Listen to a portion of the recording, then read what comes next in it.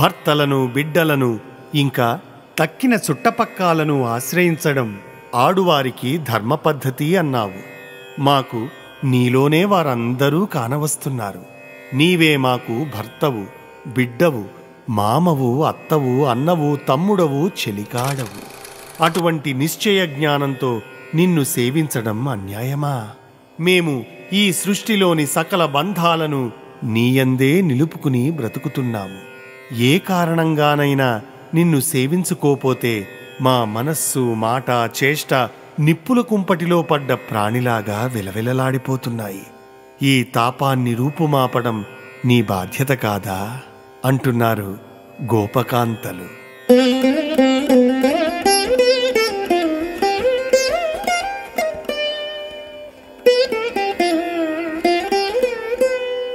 నీ పాద కమలంబు నిమ్మి దగ్గరగాని తరలిపోవంగ పాదములు రావు. నీ కరాబ్జంబులు నెరినంటితివగాని తక్కిన పనికి హస్తములు సొరవు.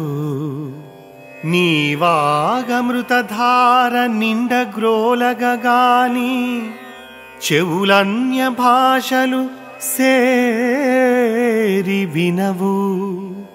నీ సుందరాకృతి నియతి చూడగగాని చూడవన్యంబుల చూడ్కి కవలు. నిన్న కాని పలుకనేర్వవు మా జిహ్వలు. ఒల్లవనుచు పలుకనోడవేవు. మా మనంబులెల్ల మురిపించి దొంగిలితి. ఏమి సేయువారమింక కృష్ణ.